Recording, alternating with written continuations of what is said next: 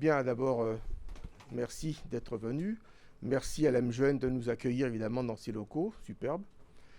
Merci grandement évidemment à nos deux chercheuses qui effectivement ont fait le déplacement pour venir nous parler d'un sujet qui n'est pas spécialement facile.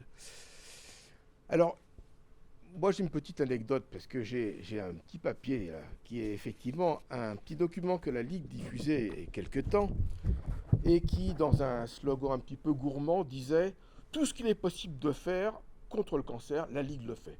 Bah, c'est pas si vrai que ça, parce que à partir du moment où Claude est venu nous voir pour nous parler effectivement d'une population touchée par le handicap mental, effectivement on s'est dit, on s'est gratté la tête, on s'est dit bah là on n'y est pas. Vraiment, c'était un domaine dans lequel effectivement on n'a jamais investigué. Donc vous voyez que la Ligue n'est pas si parfaite que ça, mais on se rattrape, on essaie de se remettre au courant et de pouvoir faire quelque chose. Alors, ce qui importe dans cet après-midi, c'est bien sûr c'est la présentation qui est intéressante, mais ce qui nous importe surtout, c'est quelle stratégie on pourrait mettre en place, quelle manière de faire on pourrait adopter pour faire en sorte que cette population soit un petit peu moins laissée de côté. Voilà, je laisse la parole à Claude, que évidemment je remercie au premier chef également, puisque c'est lui qui a eu l'idée de tout cela. Et puis je remercie également Elisa, qui était effectivement la cheville ouvrière de toute l'organisation de tout ça et qui a fait beaucoup de travail à ce propos. Voilà. Merci au président du comité départemental. Moi, je vais pas procéder aux remerciements, c'est fait. Donc, je peux passer directement un petit peu à la genèse, au fond, de cette rencontre de ce soir. Effectivement, j'ai rejoint le comité départemental sur l'incitation et l'invitation de Nadine Barbier il y a un peu plus d'un an. Et puis, en réfléchissant effectivement à ce que je pourrais apporter à ce comité, je me suis plongé dans mon passé et mon parcours professionnel. Alors, je vais le situer tout de suite pour que les gens qui ne me connaissent pas, et je pense que la plupart d'entre vous ne me connaissent pas, mais j'ai été directeur d'hôpital, directeur d'un établissement psychiatrique de l'Est francilien pendant 8 ans, et j'ai fini mon parcours professionnel comme inspecteur général à l'IGAS. Et donc, en me plongeant dans mes souvenirs, j'ai évidemment pensé assez rapidement à la population des patients atteints de troubles psychiatriques. Et j'ai vécu une expérience, au fond, assez qui était un petit peu en avance sur son temps à l'époque. C'était au début des années 2000. Et l'établissement que je dirigeais a eu la chance d'avoir, au fond, un élan vers les soins somatiques pour les patients de l'établissement, qu'ils soient en hospitalisation complète ou en ambulatoire. Et donc, nous étions effectivement un petit peu la référence sur le territoire national. Et donc, j'ai assisté effectivement à la promotion des soins somatiques pour les patients psychiatriques. Et donc, intuitivement, je me suis dit, au fond, et pour le cancer, qu'en est-il ? Et là, bon, j'ai lancé cette idée. Ensuite, j'ai commencé à faire un peu de recherche documentaire. Je connaissais déjà l'IRDES et les travaux précédents sur les soins somatiques, puisque c'est une vieille histoire, vous allez le rappeler, je crois. Et donc, j'ai découvert à ce moment qu'il y avait en cours des travaux de recherche spécifiques au cancer pour les patients atteints de troubles psychiques. Et donc, j'ai pris contact et j'ai eu le privilège de rencontrer l'équipe et j'ai pu assister à une présentation un peu de synthèse des travaux. Et là, je me suis dit, au fond, l'intuition était bonne, puisque vous le verrez, et je laisserai bien sûr nos hôtes le dévoiler, mais il y a effectivement des choses à faire. Comme sur bien des sujets, cette population psychiatrique ne bénéficie pas d'une égalité d'accès aux soins, que ce soit pour la plupart des soins somatiques et pour le cancer, bien évidemment, également. Ensuite, au fond, nous avons aujourd'hui en commun, si j'ose dire, que ce soit la Ligue, qui est une association qui travaille, je dirais, en marge des opérateurs pour accompagner et pour, au fond, de la promotion de la santé. Mais tous les acteurs du soin sont également concernés, puisque c'est quand même au cœur des prises en charge, avec le souci, si possible, d'améliorer l'efficience de leur action. Les pouvoirs publics aussi sont évidemment appelés, si j'ose dire, à la table. Je regrette d'ailleurs, je ne sais pas si peut-être y a-t-il quelqu'un qui appartient à l'ARS Île-de-France qui a été évidemment convié, mais je sais que, et je l'ai vérifié dans les documents de l'ARS, le projet régional de santé contient des items qui concernent le sujet que nous évoquons ce soir.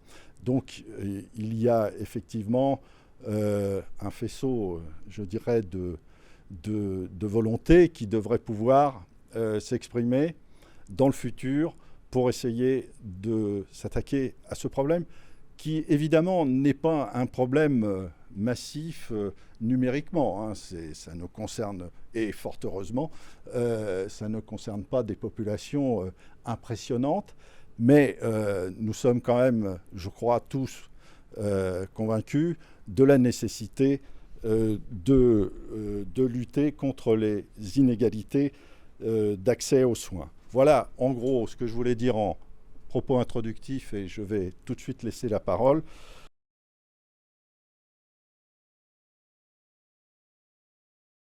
Déjà, je voulais remercier les organisateurs de l'invitation parce que voilà, c'est toujours un plaisir de pouvoir venir échanger avec les gens sur le terrain. Donc merci beaucoup de cette opportunité. Et si on fait de la recherche, c'est aussi pour ça, c'est aussi pour pouvoir diffuser et essayer de changer les choses en pratique. Donc oui, on va se présenter brièvement. Donc moi, je suis Coralie Gandré, je suis chercheuse en santé publique à l'Institut de recherche et documentation en économie de la santé, où je coordonne la thématique santé mentale depuis quelques années maintenant. Et moi, je suis Delphine Moreau, je suis sociologue, enseignante-chercheuse à l'EHESP, l'École des hautes études en santé publique, et où je travaille principalement sur des questions autour de la santé mentale. Et du coup, donc, le projet qu'on va vous présenter aujourd'hui autour des parcours de soins pour cancer des personnes qui vivent avec des troubles psychiques est un projet qu'on a réalisé ensemble, mais aussi avec tout un consortium. Donc, je vais citer brièvement, mais du coup, à l'IRDES, on a aussi Anna Vera-Sepanen, Fabien Daniel et Magali Coldefi. À l'Institut national du cancer, on a travaillé avec Sophie Houzard et Christine Le Bihan. On a aussi travaillé avec Sylvie Morel, qui est sociologue à l'Université de Nantes, et avec Aurélien Troiseux au GHU Paris Psychiatrie et Neurosciences. Donc voilà, un consortium assez large de personnes. Et Ibtissem Bendridri à l'EHESP. Ibtissem Bendridri, pardon, que j'ai oublié sur ma slide. Je suis désolée. Alors ce projet, il s'est inscrit déjà dans une thématique plus large et dans un questionnement sur la prise en compte de la question de la santé somatique des personnes vivant avec un trouble psychique, avec le constat que c'était par-delà le cancer, une problématique qui était à la fois massive en termes d'inégalité de santé et qui avait été longtemps peu pris en compte, alors même que c'était un problème connu. Les premières études qui ont mis en évidence ces inégalités de santé, elles datent des années 70, avec notamment le constat d'une surmortalité, et Coralie va en préciser les dimensions à l'échelle de la France, mais les premières études internationales datent des années 70. En France, les premières études datent des années 90, et pour autant, il y a eu tout un délai avant que ce soit pris en compte et que ça fasse l'objet d'objectifs dans des politiques publiques de santé et dans un effort de transformation des pratiques. Les premières politiques qui prennent ça en compte en France, elles datent des années 2010 et quelques. Aujourd'hui, ça fait partie des objectifs de la feuille de route psychiatrie et santé mentale, mais on va voir qu'il y a encore pas mal de travail à faire. Au niveau des recherches, et ça Coralie va vous le présenter, aujourd'hui on peut faire des recherches qui sont plus solides et plus à l'échelle nationale grâce à l'accès au système national des données de santé, ce qui va permettre de donner à la fois des résultats plus signifiants et montrer à quel point c'est une réalité qui est encore très importante.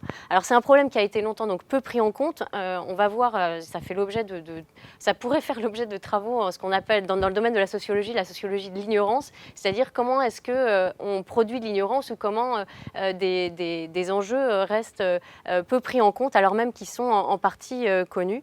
Évidemment, c'est un enjeu massif d'égalité d'accès aux soins et aux droits. Cette surmortalité des personnes vivant avec des troubles psychiques, elle a été qualifiée de scandale par Graham Thornycroft, qui est un psychiatre britannique, d'une des inégalités de santé les plus significatives et les moins évoquées dans une tribune parue dans le New York Times, de discrimination mortelle par l'association Rethink Mental Illness. Et aujourd'hui, ça commence vraiment à être pris en compte, et notamment, par exemple, elle est prise en compte dans les indicateurs de santé de qualité des soins pris en compte par l'OCDE, avec notamment la prise en compte de la surmortalité des personnes diagnostiquées avec une schizophrénie. Alors, une des raisons en fait, de l'invisibilité de ce problème, c'est le fait que la question de la santé somatique, la santé physique des personnes qui vivent avec un trouble psychique a été longtemps mise sur le compte d'enjeux de conduite individuelle ou imputée aux troubles psychiques eux-mêmes.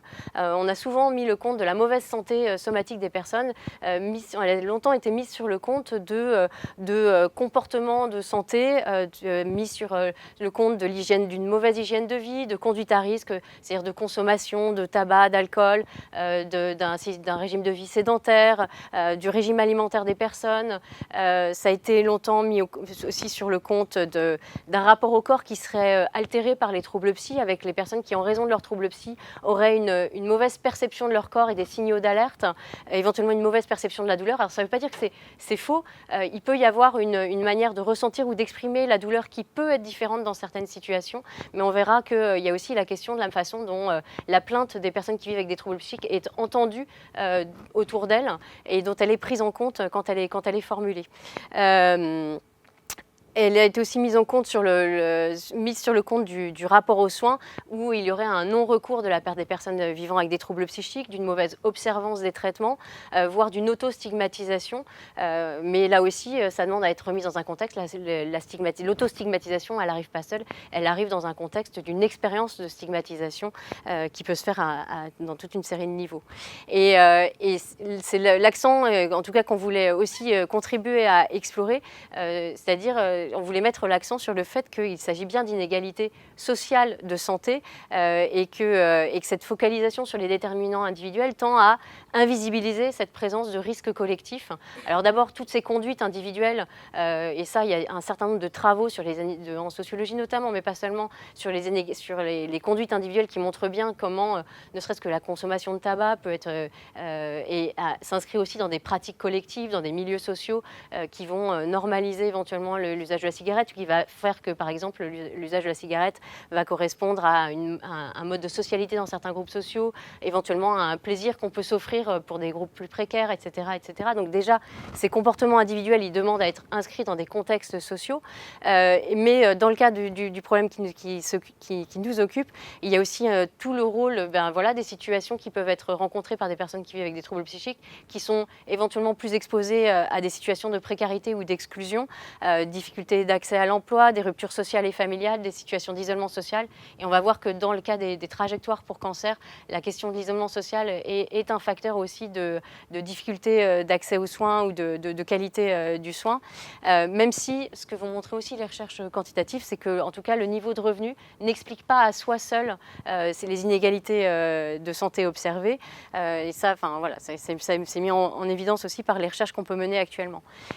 Un des facteurs qui a été mis en évidence sur la question de l'état de santé des personnes qui vivent avec des troubles psychiques, c'est l'effet des traitements médicamenteux. Alors ça, c'est pas les traitements médicamenteux en soi, c'est pas un facteur social. Ce qui est social, c'est la façon dont les effets secondaires des traitements médicamenteux en psychiatrie ont été longtemps soit sous-estimés, soit insuffisamment pris en compte, notamment dans un contexte où la priorité était mise sur la stabilisation des troubles psychiques. L'urgence, c'était de stabiliser les troubles psychiques, et finalement, les effets secondaires, c'était un aléa malheureux, mais finalement moins important, avec parfois un accent insuffisamment mis sur le nécessaire suivi somatique des personnes qui prennent ces traitements. Un effet massif, et là c'est des choses qui sont bien identifiées, y compris au niveau de la littérature internationale, c'est le rôle de la stigmatisation, et notamment la façon dont la parole des personnes vivant avec des troubles psychiques, mais aussi par extension parfois la parole des soignants en psychiatrie, est disqualifiée quand il s'agit d'écouter les plaintes somatiques qui peuvent être formulées ou l'identification de symptômes somatiques. Alors c'est un terme dans la littérature internationale, c'est celui, entre autres, c'est l'effet qu'on a appelé le diagnostic overshadowing. C'est la façon dont un premier diagnostic, en l'occurrence ici le diagnostic de troubles psychiques, va induire un biais dans la compréhension des nouveaux symptômes qui vont être mis sur le compte de la pathologie psychiatrique. Et typiquement, c'est quelqu'un qui va se présenter aux urgences en disant j'ai mal à la poitrine, j'ai mal au ventre, et à qui on va dire vous devez être angoissé ou vous êtes un patient psychiatrique, allez voir votre psychiatre. Mais vous êtes angoissé ou vous êtes très fatigué, oui, mais ça doit être un effet de traitement ou de votre pathologie. Et donc réorientation vers la psychiatrie et non prise en compte de la plainte somatique. Un autre facteur de ces inégalités sociales de santé, et ça c'est vraiment quelque chose justement qui a conduit à la recherche Canopé, c'est les facteurs qui se situent au niveau aussi de l'organisation du système de soins, dont historiquement la construction de l'organisation du système de soins où la psychiatrie a été en particulier, s'est organisée pendant un certain temps de façon relativement autonome, en parallèle au système de soins somatiques.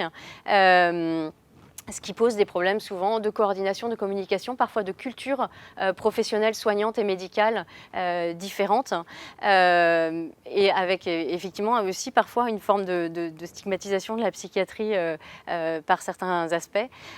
Aussi une dimension autour de l'impensé que constitue le handicap psychique dans les lieux d'accueil de soins. On commence aujourd'hui à parler de plus, enfin on en parle, c'est pas récent là aussi, mais on a encore beaucoup de travail à faire sur la question de l'accessibilité des lieux de soins pour tous les types de handicap. Mais l'accessibilité, par exemple, pour les personnes à mobilité réduite, elle est bien identifiée. Ce que signifierait la prise en compte de l'accessibilité pour les personnes avec des troubles psychiques, elle reste encore à travailler. Et tous ces éléments-là, c'est aussi ce qui a conduit à la volonté de développer des recherches, notamment sur les parcours de soins, et ce qui a conduit à Canopé. Alors nous, à l'IRDES, on travaille beaucoup à partir des données du système national des données de santé, qui sont en fait cette grosse base de données où il y a absolument toutes les données de consommation de soins remboursées par l'assurance maladie de l'ensemble des bénéficiaires français. Et à la fin de l'année 2017, ces données ont été agrémentées des causes de décès des personnes, ce qui a permis pour la première fois en fait, de faire une étude exhaustive sur la surmortalité des personnes qui étaient recourantes aux soins de santé mentale.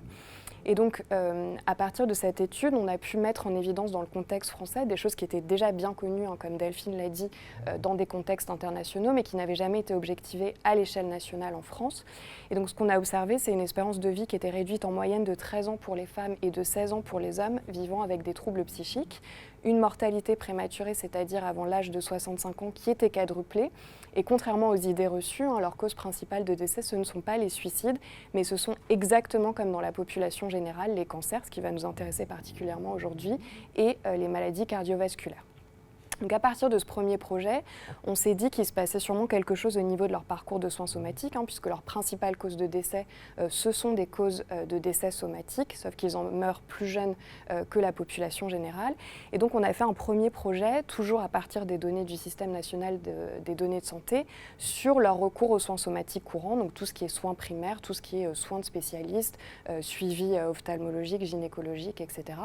Et ce qu'on a observé, c'est que les personnes qui vivent avec un trouble psychique sévère, elles ont un moindre recours aux soins de prévention, donc notamment le dépistage des cancers, ce qui va nous intéresser aujourd'hui, mais aussi la vaccination, et un moindre recours aux spécialistes courants, alors que pour toutes les principales pathologies chroniques qu'on a étudiées, qui couvrent le diabète, les maladies cardiovasculaires, enfin absolument toutes les pathologies chroniques qu'on a observées, étaient beaucoup plus prévalentes dans la population avec des troubles psychiques en comparaison à la population générale. Par ailleurs, c'était une population qui avait beaucoup plus d'hospitalisations évitables que les autres. Alors une hospitalisation évitable, c'est quoi? C'est une hospitalisation pour un motif qui normalement ne devrait pas mener à une hospitalisation si il était bien suivi en soins primaires. Donc par exemple une hospitalisation pour décompensation d'un diabète, pour une grippe, etc. Et ces hospitalisations évitables, elles sont observées alors même qu'on observe plus de contacts en médecine générale pour les personnes suivies par un trouble psychique. Mais par contre, là, on a une boîte noire dans les données qu'on mobilise, c'est-à-dire qu'en soins primaires, on ne sait pas quel est le motif de recours des personnes. Donc ça peut être des personnes qui recourent à la médecine générale plutôt pour leurs troubles psychiques et on ne sait pas s'il y a un suivi somatique qui est mis en place en médecine générale pour ces personnes. Mais en tout cas, ces premiers éléments pointaient déjà vers des difficultés du système de santé à répondre aux besoins somatiques des personnes avec un trouble psychique. Et on s'est dit que pour pouvoir aller plus loin, il fallait passer d'un projet qui se centrait sur le recours aux soins à un projet qui se centrait sur les parcours de soins. Mais pour se centrer sur les parcours de soins, il faut faire le choix d'une pathologie spécifique pour laquelle il existe des recommandations de bonnes pratiques pour essayer de voir si les parcours de soins sont optimaux ou non. Et donc c'est pour ça qu'on a décidé de se centrer sur le cancer, mais aussi parce que c'est la principale cause de décès chez les personnes vivant avec un trouble psychique. Donc dans ce cadre, on a développé le projet Canopé, qui a été financé par l'Institut national du cancer pour 3 ans. Et donc là, on a mis en place une méthodologie mixte, c'est-à-dire qui combine une approche quantitative et une approche qualitative pour essayer aussi de dépasser les limites des données du système national des données de santé, où parfois il y a des éléments qu'on ne peut pas approcher et où l'approche qualitative vient éclairer. Et donc on a essayé de mettre en place, alors Delphine va revenir dessus, une dimension participative aussi avec des focus group avec des usagers. Et donc juste pour faire un petit point spécifique sur la surmortalité par cancer, nous dans notre étude, ce qu'on a observé, c'est un risque de mortalité par cancer, donc dans la première étude sur la surmortalité, un risque de mortalité par cancer qui était doublé dans la population des personnes vivant avec un trouble psychique, et c'est quelque chose qui est très homogène, qui est retrouvé dans la littérature internationale, dans tous les contextes nationaux où ça a été étudié. Mais par contre, ce n'est pas uniquement imputable à une surincidence des cancers chez les personnes avec des troubles psychiques, parce que par contre, dans la littérature internationale, il y a même des études qui retrouvent une sous-incidence des cancers chez les personnes avec des troubles psychiques. Alors ça peut être lié aussi à un sous-diagnostic dans cette population, mais globalement, on n'a pas d'éléments de preuve en faveur d'une surincidence des cancers dans cette population, malgré le risque de surmortalité. Donc ce qui pointe quand même le rôle de facteurs qui interviendraient après l'occurrence des cancers, après l'apparition du cancer, d'où l'intérêt de s'intéresser au parcours de soins pour cancer. Et donc notre hypothèse principale dans le cas du projet Canopé, c'est que les personnes avec des troubles psychiques, elles font l'objet d'un cumul de difficultés dans leur parcours de soins pour cancer.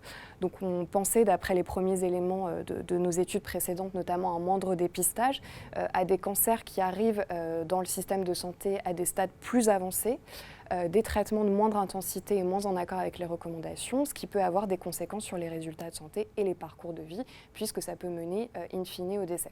Donc de façon très schématique, ma personne avec des troubles psychiques, c'est celle qui est tout en bas, elle a beaucoup plus d'obstacles que les autres à franchir pour arriver au même résultat de santé que le reste de la population. Mais malgré ces éléments de littérature internationale qu'on a pu vous présenter en introduction, ça reste quelque chose qui était insuffisamment documenté. L'approche des parcours de soins pour cancer à l'international, elle restait parcellaire. Il n'y a pas énormément de pays qui ont la chance d'avoir une grosse base de données de consommation de soins comme la France, où on a à la fois des données de prise en charge en ville et des données de prise en charge hospitalière. Donc à l'étranger, les études, elles sont souvent circonscrites à la prise en charge hospitalière seule. Donc du coup, il n'y a pas de prise en compte des soins de ville, notamment pour tout ce qui est examen diagnostic. C'était souvent centré sur des aspects spécifiques du parcours. Il y a l'équipe de Guillaume Font qui a pas mal travaillé sur cette thématique et qui s'était centrée en particulier sur la fin de vie pour cancer en France. Et il y avait quand même aussi des limites méthodologiques dans les études disponibles, notamment des tailles d'échantillons réduites, l'absence de groupes comparatifs et la pertinence des parcours de soins pour cancer qui étaient évalués sans comparaison à des indicateurs de qualité des soins. Donc c'est dans ce contexte qu'on a développé le projet Canopé. Et donc l'objectif principal de ce projet, c'était à partir de l'analyse des parcours de soins pour cancer des personnes vivant avec un trouble psychique, d'essayer d'identifier ce qui pourrait rendre compte d'éventuelles inégalités de santé au cours de la prise en charge, des moments des parcours de soins qui pouvaient être plus particulièrement concernés, des obstacles rencontrés dans ce parcours, mais aussi de façon plus positive d'éventuelles ressources mobilisables et puis d'éventuels contrastes dans les situations rencontrées. C'est là que l'approche qualitative a tout son intérêt, puisque les chiffres quantitatifs que je vais vous donner sont des moyennes nationales, mais ça peut masquer des contrastes en fonction des territoires notamment. Alors, quelques points de méthode, mais voilà, ce n'est pas ce sur quoi on voulait se centrer en priorité aujourd'hui, donc on va être assez rapide là-dessus. Il faut savoir quand même que pour clarification, dans l'approche quantitative, ce qu'on a considéré comme des troubles psychiques sévères, en accord avec des définitions dans la littérature internationale, ce sont les troubles psychotiques et les troubles bipolaires. Donc, on a mobilisé à nouveau dans ce projet ces fameuses données du système national des données de santé dont je vous ai déjà parlé, avec les données de consommation de soins exhaustives à l'échelle nationale de l'ensemble des bénéficiaires de l'assurance maladie en France, qui nous ont permis d'une part d'identifier les personnes suivies pour un trouble psychique à partir de leur recours au système de santé et aussi leur parcours de soins pour cancer. Pour essayer d'évaluer la qualité des parcours de soins pour cancer, on a mobilisé un ensemble d'indicateurs consensuels de qualité des parcours de soins qui ont été développés par l'Institut national du cancer avec à peu près toutes les parties prenantes possibles et imaginables. D'ailleurs, peut-être la Ligue contre le cancer a été impliquée dans le développement de ces indicateurs-là. Et ce sont des indicateurs de qualité des parcours de soins qui couvrent toutes les étapes des parcours de soins, du diagnostic au traitement, au délai entre les traitements et ensuite au suivi post-traitement. Et ensuite, pour essayer d'isoler l'effet propre du trouble psychique, on a comparé les individus suivis pour un trouble psychique et un cancer à des individus qui étaient suivis pour le même type de cancer au diagnostic, qui avaient à peu près les mêmes caractéristiques socio-économiques, les mêmes caractéristiques de lieu de vie et les mêmes caractéristiques du lieu de prise en charge pour vraiment essayer d'identifier l'effet propre du trouble psychique. Et on a complété ça par une approche qualitative. Et dans l'approche qualitative, on a essayé en fait de croiser dans une approche compréhensive les perspectives croisées de professionnels, de proches et de personnes concernées par à la fois troubles psychiques et cancer. Il s'agissait à la fois, alors on avait principalement 2 sites qui étaient Rennes et Paris, mais il s'agissait moins de faire, on n'avait pas l'espace-temps pour développer complètement une analyse territoriale. En revanche, ce qu'on a cherché à faire, c'est vraiment multiplier les points de vue et les entrées sur le parcours de soins, et donc d'aller voir des professionnels du soin à la fois dans des services de psychiatrie, d'oncologie, dans différents contextes de soins hospitaliers, ambulatoires. Alors il y aurait eu encore beaucoup de professionnels à rencontrer, parce que dans ces parcours de soins, il y a beaucoup de professionnels qui interviennent, mais de pouvoir saisir des trajectoires vraiment différentes, qui peuvent être aussi la variété des trajectoires qui peuvent exister dans les parcours de soins quand on vit avec des troubles psychiques et qu'on a un cancer. Et donc voilà, on a essayé de multiplier les entrées, et on a rencontré des personnes concernées et des proches, notamment en passant par des associations d'usagers ou de proches en psychiatrie, en cherchant des personnes qui auraient pu rencontrer ces 2 pathologies dans leur parcours. Alors, la dimension participative, elle est à ce stade très réduite. Je pense qu'il y a encore beaucoup de travail à faire pour développer des recherches vraiment participatives dès leur conception, dès la réflexion sur la méthodologie. On a pu quand même réaliser à différentes étapes de la recherche des focus group avec, alors on a appelé ça des pairs aidants, mais ils n'ont pas tous la fonction de pairs aidants, mais en tout cas des personnes qui souvent développaient une expertise à partir de leur expérience de la santé mentale et qui avaient aussi une expérience de cancer et avec qui on a pu discuter aux différentes étapes de la recherche de la méthodologie et des premiers résultats identifiés au cours de la recherche, ce qui permettait éventuellement de soulever des nouveaux questionnements ou de confirmer certaines hypothèses. Enfin, en tout cas, on avait cet espace de discussion. Mais il y aura encore de la marge, je pense, pour développer des recherches qu'on pourrait vraiment appeler des recherches participatives. En tout cas, ça permettait de documenter, et il s'agissait bien de documenter la diversité des parcours, les obstacles rencontrés, mais aussi les ressources que les personnes avaient pu rencontrer dans le parcours ou que les soignants avaient pu identifier quand ils étaient amenés à prendre en charge une personne qui avait les deux types de pathologies.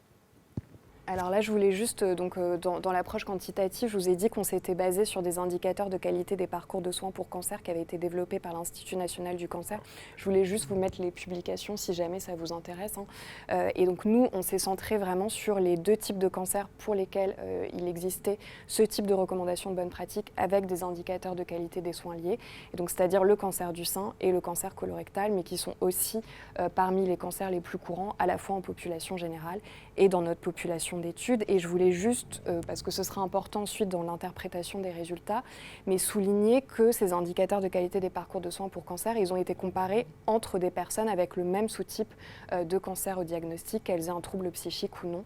Donc voilà, on a vraiment essayé de comparer des personnes avec le même type de cancer pour éviter les biais liés à éventuellement des sous-types différents.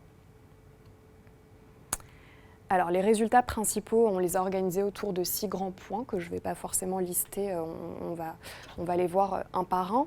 Donc déjà, nos résultats, ils ont confirmé l'idée que les personnes vivant avec un trouble psychique, elles présentent un cumul de vulnérabilité, notamment d'ordre socio-économique. En fait, ce qu'on observe donc dans la colonne qui est à ma gauche, donc là c'est pour l'exemple du cancer du sein, les femmes avec cancer du sein sans trouble psychique sur 2 années, pour l'incidence pour 2 années pour avoir des effectifs suffisants dans notre population avec des troubles psychiques, et à ma droite ce sont les femmes avec cancer du sein et troubles psychiques. Et ce qu'on observe, c'est que chez les femmes avec des troubles psychiques, on a une fréquence plus importante de recours à des dispositifs d'aide financière à l'accès aux soins, qui à l'époque étaient la CMUC et l'ACS, qui traduisent des revenus globalement plus faibles. Pareil, quand on observe le FDEP, alors le FDEP, c'est un indicateur de défavorisation sociale au code commune de résidence, c'est-à-dire c'est un indicateur composite qui permet de déterminer si le lieu d'habitation d'un individu est globalement une zone plutôt défavorisée socialement ou non. Et donc plus il est élevé, plus la défavorisation sociale est importante sur les territoires. Et donc on observe que les personnes avec des troubles psychiques, elles vivent globalement dans des territoires qui sont plus défavorisés socialement. Donc voilà, c'est assez fruste dans les données ce qu'on a sur les indicateurs socio-économiques, mais en tout cas ceux dont on dispose montre quand même une vulnérabilité socio-économique dans cette population. On observe aussi une vulnérabilité clinique. Les personnes avec des troubles psychiques et un cancer avaient plus souvent de cancer métastatique au diagnostic, et elles avaient aussi des comorbidités d'autres pathologies chroniques somatiques qui étaient plus marquées. Et donc ce qui est intéressant, c'est que dans nos travaux, quand on a comparé les parcours de soins, on a systématiquement ajusté sur ces inégalités socio-économiques pour essayer d'isoler l'effet propre du trouble psychique. Et les inégalités socio-économiques, en tout cas telles qu'on peut les mesurer dans nos données, ne suffisent pas pour rendre compte des inégalités qu'on va vous présenter par la suite. Mais comme je l'ai déjà dit, les indicateurs quantitatifs pour saisir les vulnérabilités socio-économiques dans nos données sont assez limités. Par exemple, on n'a pas le revenu de la personne très précisément. Et on n'a pas en particulier l'isolement social. Or, Delphine reviendra dessus par la suite. C'est vraiment un facteur important dans les inégalités de parcours de soins qu'on a pu observer. Donc notre deuxième résultat important, c'est que chez les personnes avec des troubles psychiques, on observe un moindre recours aux examens diagnostiques recommandés du cancer et des délais avant le traitement pour le cancer qui sont plus importants. Donc là, sur le graphique, je vous ai mis l'exemple encore une fois du cancer du sein. Alors pour ceux qui ne seraient pas familiers avec les statistiques, je vais essayer de l'expliquer le plus clairement possible. Donc là, c'est sur les principaux examens diagnostiques recommandés du cancer. Et donc on a les odds ratios ajustés qui comparent systématiquement les femmes avec des troubles psychiques à leurs témoins sans troubles psychiques. Et donc dès que l'odds ratio est inférieur à 1, c'est que le recours est moindre pour les femmes avec un trouble psychique. Donc là, ce qu'on observe, c'est que dans tous les principaux examens diagnostiques recommandés du cancer du sein, on a un moindre recours pour les femmes avec des troubles psychiques sévères. Et c'est une différence qui est particulièrement marquée pour la combinaison la plus recommandée, qui est la mammographie et la biopsie, qui est la dernière ligne du graphique. Donc là, je vous ai mis le graphique que pour le cancer du sein, mais en fait, on observe exactement la même chose dans le cadre du cancer colorectal. Pour les personnes avec des troubles psychiques, on observe un moindre recours au dépistage organisé dans la classe d'âge pour laquelle c'est recommandé, un moindre accès à la coloscopie et un moindre nombre d'examens diagnostiques total dans cette population. Alors là, je vous ai mis donc les indicateurs de qualité des parcours de soins de l'INCa qui sont relatifs à ces étapes de diagnostic et de délai avant traitement. Et donc là encore, j'ai mis les personnes sans troubles psychiques à ma gauche et les personnes avec troubles psychiques à ma droite. Et les pourcentages, c'est à chaque fois le pourcentage dans cette population pour lequel l'indicateur de qualité des parcours de soins est respecté. Et l'INCa met aussi à disposition un seuil cible et un seuil d'alerte pour chacun des indicateurs.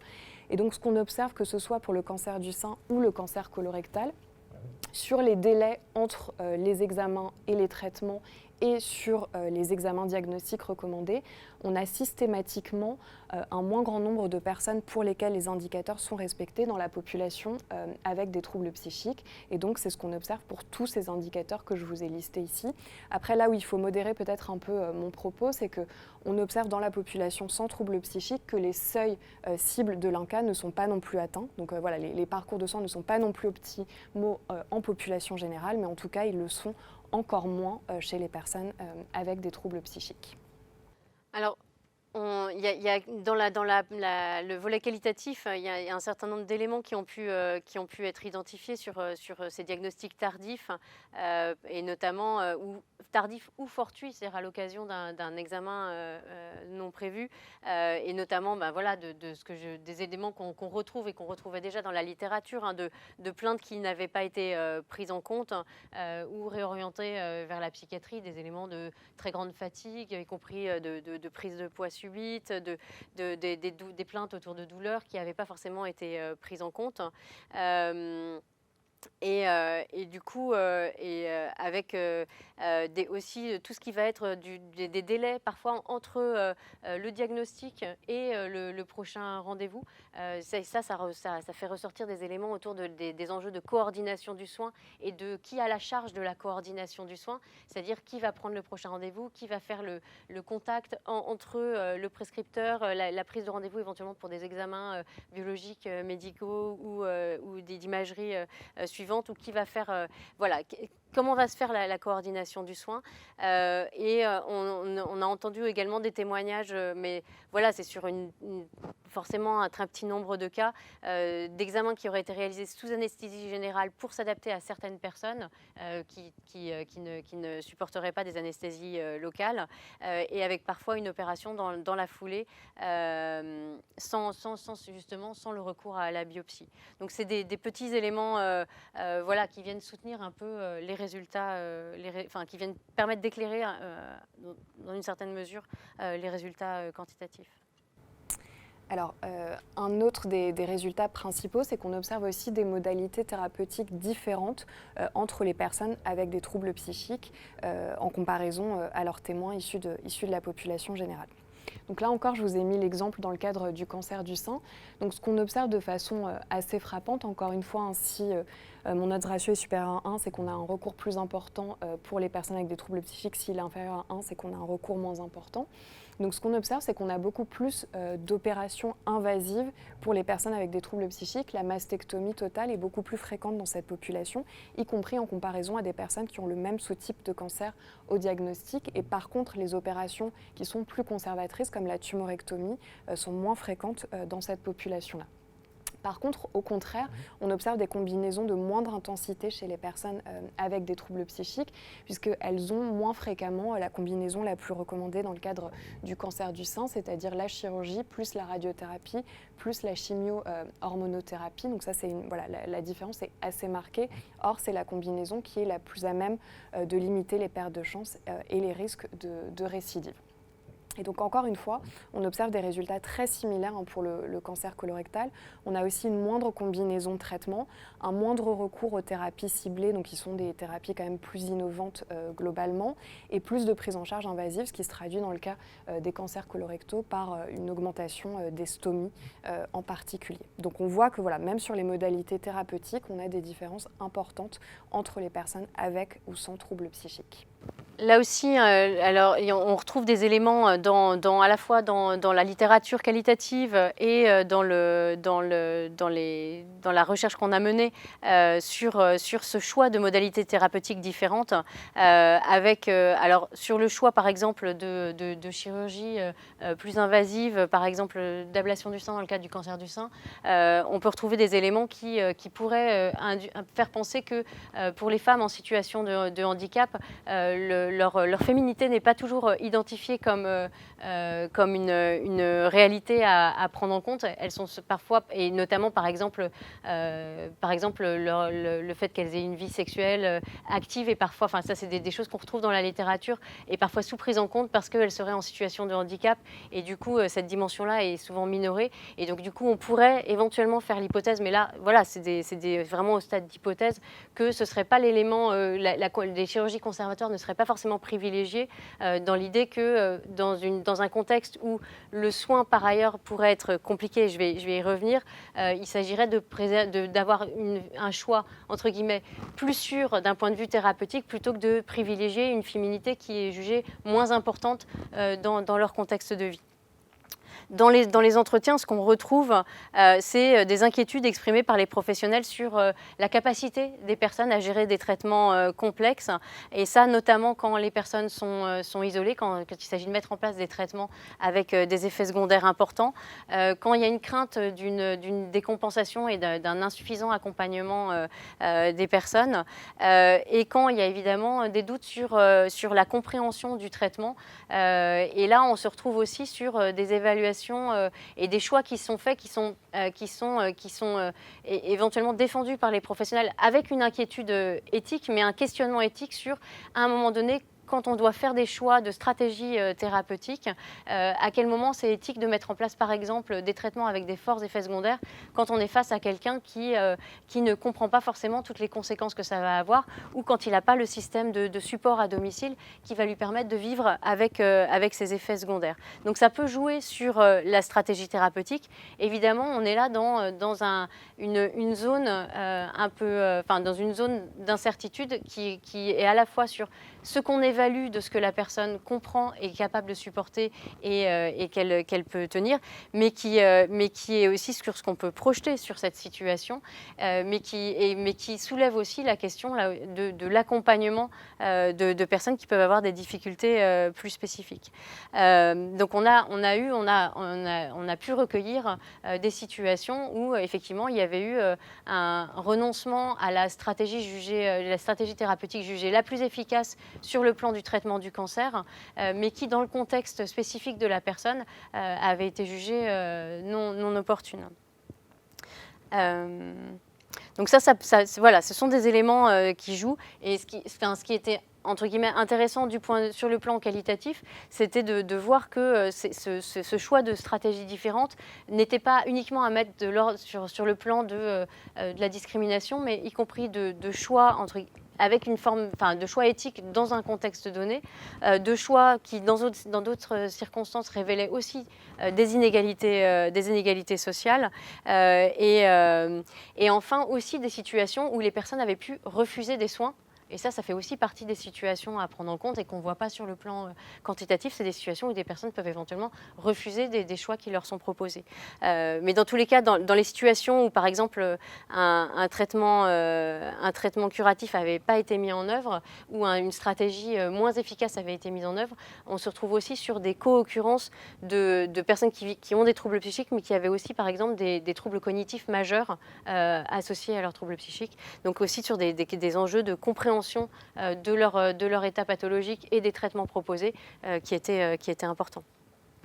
Donc le surrisque de mortalité par cancer, on l'avait déjà observé de façon générique sur l'ensemble des personnes avec des troubles psychiques dans les études précédentes. Mais là, on voulait regarder si ce résultat se maintenait spécifiquement sur les personnes qui étaient suivies pour les cancers qu'on avait choisis. Donc là, je vous ai mis encore une fois l'exemple du cancer du sein. Donc je ne sais pas si vous voyez très bien au fond de la salle, mais en gros, les lignes pleines, ce sont les décès par cancer du sein. Les lignes pointillées, ce sont les décès par autre cause. Et en bleu, vous avez ce qu'on observe pour les femmes avec des troubles psychiques, et en noir, ce qu'on observe pour leurs témoins sans troubles psychiques. Et donc, en gros, ce qu'on observe, c'est qu'au fil de la durée de suivi post-traitement, on a une mortalité qui est nettement supérieure pour les femmes avec des troubles psychiques. Et ça se maintient également quand on tient compte du risque compétitif pour elles de décéder d'autres causes, puisqu'elles décèdent aussi plus d'autres causes suite à leur cancer du sein.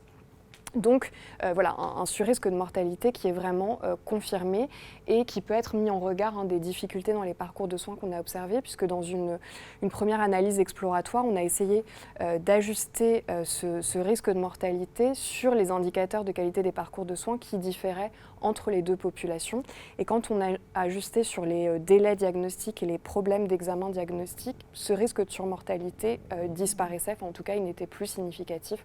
Donc il y a probablement un vrai lien entre ces difficultés dans les parcours de soins qu'on peut observer et cette surmortalité, même si des études complémentaires sont nécessaires. Et il y avait des éclairages qualitatifs qui montraient que jusque dans les conditions du décès, il peut y avoir des inégalités pour les personnes avec des troubles psychiques. Une soignante nous racontait qu'un de ses patients souhaitait décéder à domicile, mais comme il vivait seul, comme il était isolé socialement, ça ne lui a pas été accordé et donc il n'a pas pu décéder à domicile comme ça aurait été son choix. Donc on voit des disparités qui perdurent jusque dans les conditions de décès.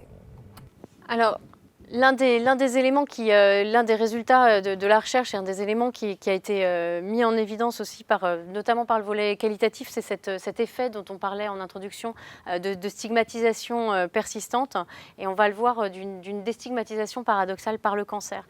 Alors sur la stigmatisation persistante, par ce terme, j'englobe aussi toute la question des représentations qui entourent les personnes qui vivent avec des troubles psychiques. Ce qui était frappant au début de notre terrain, notamment dans les services d'oncologie, c'était le fait que les premiers retours qu'on avait de la part d'oncologues, c'était beaucoup, en fait, des personnes avec des troubles psychiques, on en a peu. Ce qui est étonnant parce qu'en fait, elles sont autant concernées que la population générale par des troubles psychiques.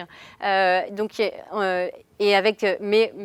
qui peut s'expliquer, y compris parce que justement, les personnes ne sont pas toujours identifiées comme ayant des troubles psychiques. Au fond, quand elles vont bien, quand elles sont stabilisées, il n'y a pas de raison de les identifier et que ça n'apparaissait pas forcément dans le dossier ou qu'elles ne marquaient pas forcément les soignants dans leur prise en charge parce que précisément, ça ne posait pas forcément de problème spécifique.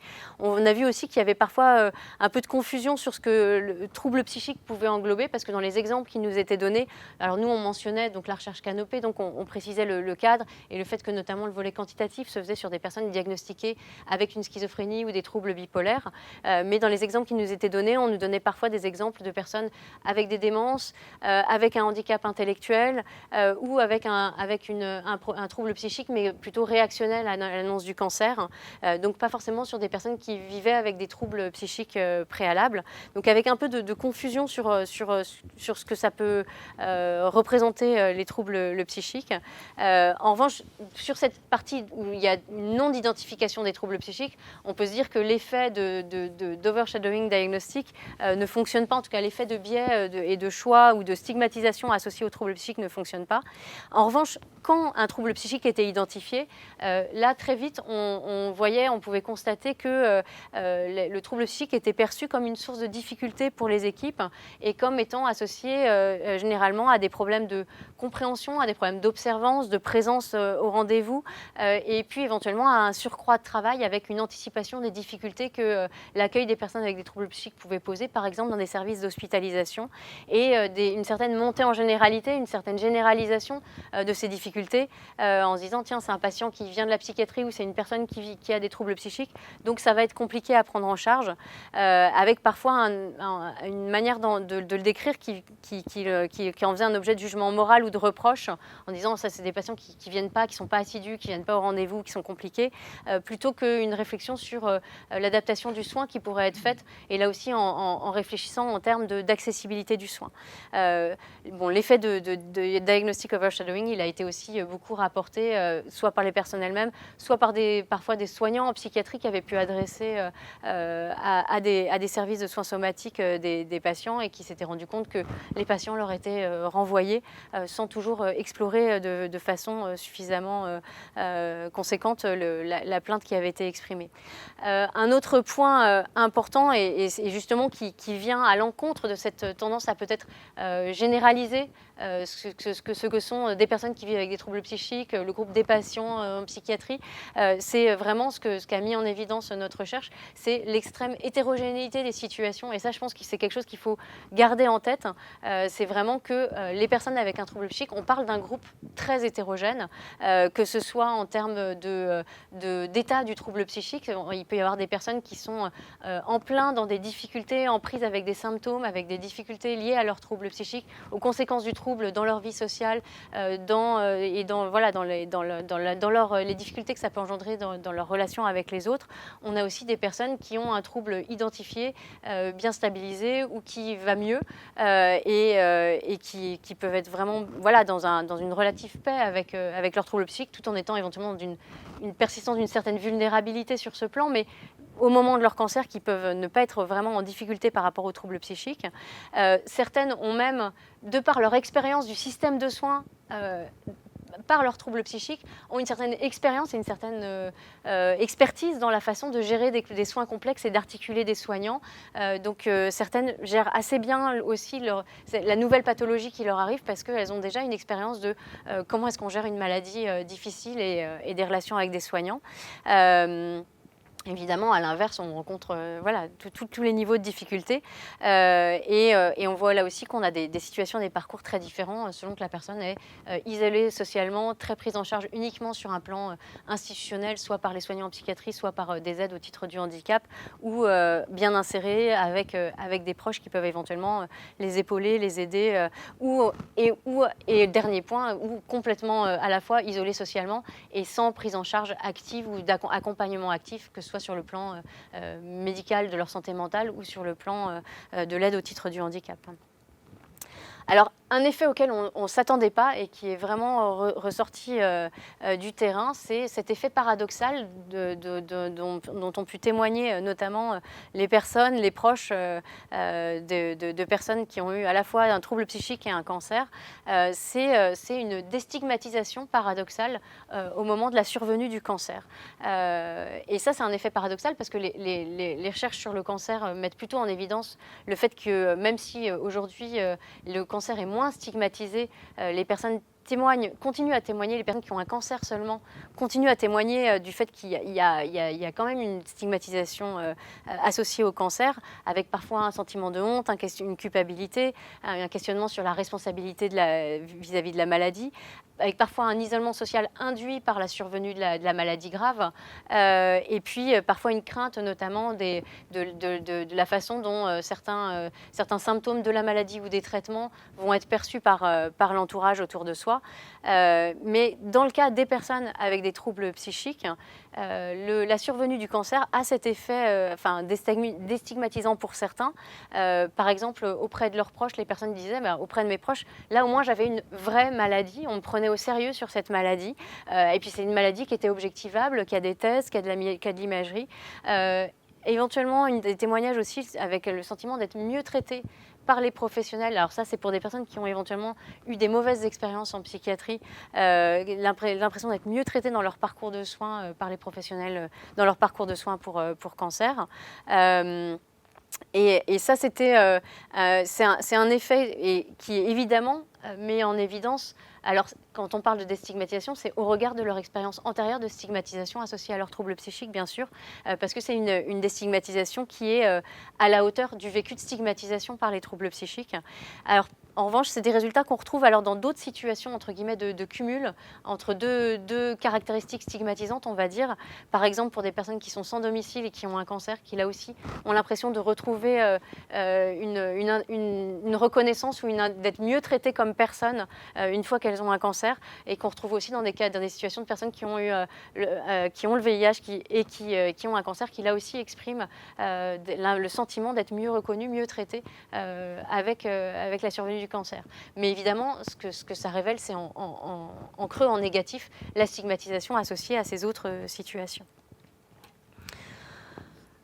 Ce que met également, et c'est notre dernier point, le dernier résultat qu'on voulait vous exposer aujourd'hui, et puis avant d'arriver à la conclusion et aux perspectives, peut-être aux pistes de solutions, et puis à l'échange avec vous, c'était cette mise en évidence des ressources pour l'accompagnement et la coordination des parcours, de ressources que soit les personnes n'ont plus mobilisées, soit qui ont fait défaut dans leur parcours.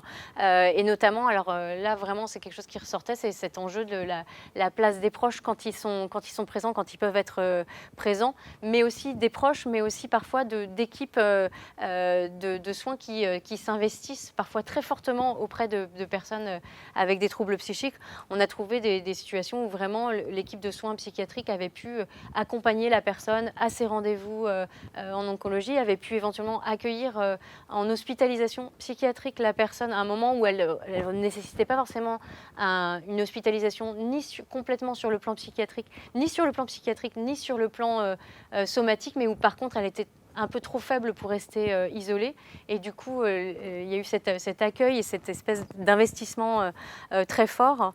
Mais on voit bien le rôle de cet accompagnement. Alors également aussi parfois d'équipes de soins somatiques dans des établissements psychiatriques qui ont pu faire ce travail d'accompagnement pour la prise de rendez-vous, parfois pour l'accompagnement rendez-vous, parfois pour s'orienter dans une prise en charge complexe, supporter des environnements stressants, demander un deuxième avis. Ça, en termes d'inégalité sociale, la demande d'un deuxième avis dans des parcours de soins pour cancer, c'est quand même quelque chose qui peut se rencontrer dans des parcours de soins ordinaires.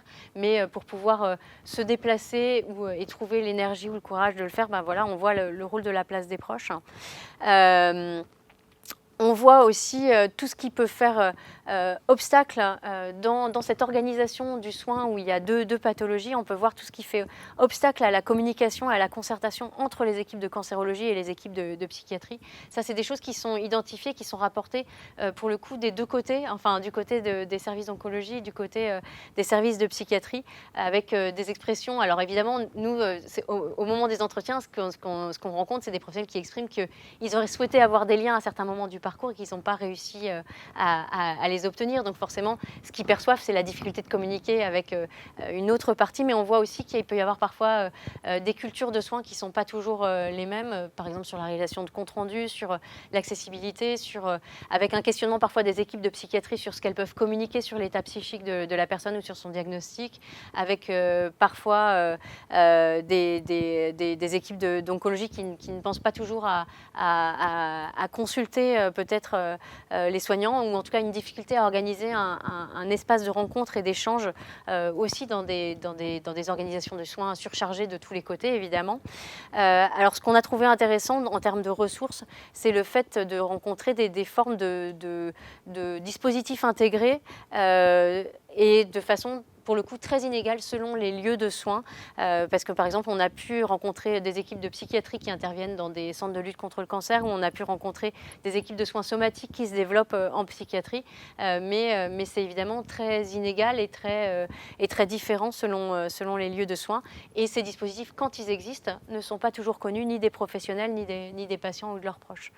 Donc là aussi il y a quelque chose à la fois à développer et à mieux faire connaître comme ressources existantes.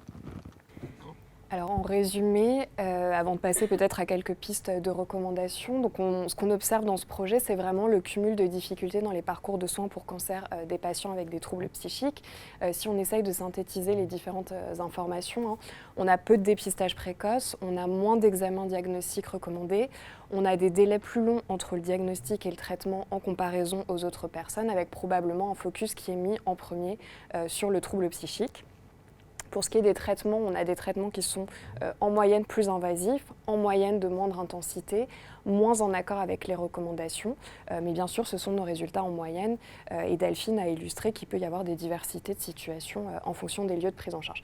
Mais globalement, ça traduit quand même une moindre qualité des soins pour les personnes vivant avec un trouble psychique, à mettre quand même en regard, dans certains cas, d'une balance bénéfice-risque qui a été jugée trop faible par les soignants pour proposer certaines alternatives thérapeutiques. Donc, ce n'est pas toujours des effets de discrimination, hein, ça peut être des effets qui sont mûrement réfléchis par les soignants. Et on observe quand même, dans la majorité des cas, une coordination complexe entre les prises en charge somatiques et psychiques qui, pour le coup, peut amener à proposer quelques pistes de recommandations en termes d'organisation des soins. Donc du coup, on a essayé de faire quelques pistes de recommandations. Alors la première, elle peut sembler un peu bateau, mais malheureusement, elle n'est encore pas active dans le système de santé français. C'est de vraiment arriver à soutenir la prise en charge globale des personnes vivant avec un trouble psychique. Et donc dans ce cadre, je voulais juste vous évoquer une innovation organisationnelle étrangère qui est en développement aux États-Unis depuis une dizaine d'années, qui est les Medicaid Behavioral Health Home. Donc en fait, c'est des centres de santé mentale ambulatoires qui ont la possibilité de se faire rembourser pour la coordination ou la délivrance de soins primaires pour la population qui suivent au long cours, donc l'équivalent un peu des CMP. Et donc ils sont équipés d'un infirmier coordinateur plus d'un professionnel de soins primaires qui peut être un médecin généraliste ou un infirmier, qui peut être localisé dans les locaux de la structure ambulatoire spécialisée en santé mentale ou être un professionnel externe avec lequel ils développent une collaboration. Et donc ces Medicaid Behavioral Health Home, elles ont été mises en œuvre dans une vingtaine d'États aux États-Unis et elles ont toutes l'obligation de fournir un certain nombre de fonctions en s'appuyant sur ces professionnels, qui sont notamment la promotion de la santé chez les personnes avec des troubles psychiques sévères, une prise en charge globale avec des élaborations de plans de soins individuels, une coordination des soins avec les acteurs de la santé somatique, des soins de transition et de suivi, notamment suite à des hospitalisations ou des événements de santé aigus, un rôle d'adressage vers des services sociaux et un soutien individuel et familial. Et donc cette possibilité d'avoir une délivrance ou une coordination des soins primaires au sein de structures ambulatoires spécialisées en santé mentale, c'est quelque chose qui se développe aussi de façon assez timide en France. Il y a quelques exemples, notamment à Bron, avec un CMP qui partage ses locaux avec un centre de santé communautaire. Il y a aussi l'initiative PsySom au GHU Paris Psychiatrie et Neurosciences, mais globalement, c'est des choses qui sont encore émergentes en France et qui ne sont pas développées aussi largement que dans d'autres pays, et notamment les États-Unis. Et ensuite, bien sûr, alors pareil, ça peut sembler un peu bateau, mais comme on n'y est pas encore, je pense que c'est important de le répéter, renforcer les actions de déstigmatisation vis-à-vis des troubles psychiques, réussir à penser des parcours de soins qui soient vraiment accessibles et adaptés à chacun des usagers, en essayant de ne pas exclure ceux qui présentent des vulnérabilités, des cumuls de vulnérabilités, ou qui présentent des caractéristiques propres pour lesquelles l'organisation classique des soins n'est pas adaptée. Donc bien sûr, des enjeux de formation des professionnels de santé physique, donc en particulier sur le sujet qui nous intéressait aujourd'hui, les oncologues aux caractéristiques des personnes avec des troubles psychiques, et puis des professionnels de santé mentale à l'enjeu du suivi somatique. Mais j'ai l'impression que là-dessus, il y a beaucoup de choses qui ont été faites dernièrement et j'ai l'impression que les professionnels de santé mentale sont quand même assez bien maintenant au courant de ces problématiques-là. La psycho-oncologie pourrait être un relais, mais dans un certain nombre d'établissements, elle reste centrée sur les troubles psychiques réactionnels à l'annonce d'un cancer, donc par exemple une dépression suite à l'annonce d'un cancer, et va moins prendre en charge les patients qui présentaient des troubles psychiques en amont du cancer pour essayer de voir comment les prises en charge pourraient être adaptées à leur spécificité. Donc c'est peut-être un acteur à davantage impliqué dans ce suivi des parcours de soins pour cancer des personnes avec des troubles psychiques. Voilà, et on a fait un certain nombre de publications, alors certaines en anglais et d'autres en français, qui sont toutes globalement accessibles gratuitement en ligne, sauf une qui n'est pas encore publiée, mais voilà, je vous ai mis les liens si ça vous intéresse d'en savoir plus. Et pour celles que j'ai présentées au début sur la surmortalité et sur le recours aux soins somatiques courants, vous pouvez les trouver aussi gratuitement sur le site de l'IRDES. Voilà, du coup merci beaucoup et puis voilà, place aux échanges. N'hésitez pas si vous avez des questions, des retours d'expérience, des choses à apporter à la discussion. Merci en tout cas.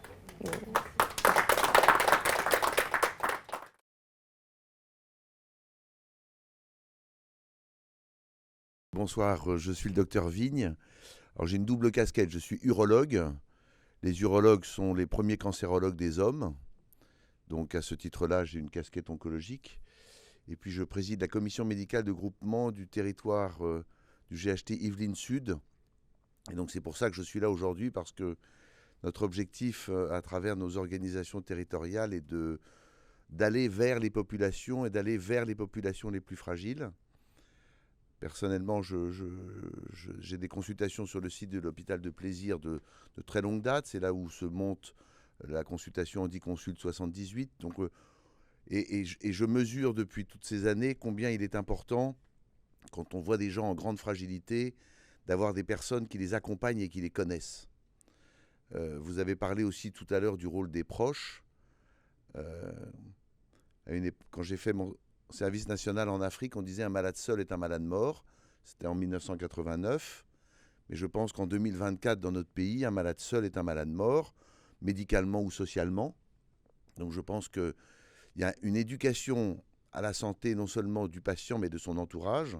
C'est-à-dire que quand il y a une maladie chronique, qu'elle soit psychique, qu'elle soit somatique ou autre, la part de l'entourage est absolument primordiale, non pas pour leur mettre la charge dessus, mais pour qu'ils soient co-acteurs de la prise en charge. Voilà. Bonsoir, alors moi donc, je suis Mathieu Urbach, je suis médecin psychiatre. Merci beaucoup pour cette présentation. Je trouve que c'est vraiment très très intéressant de croiser des données vraiment un peu brutes statistiques et des données de terrain. Je trouve que c'est très éclaircissant.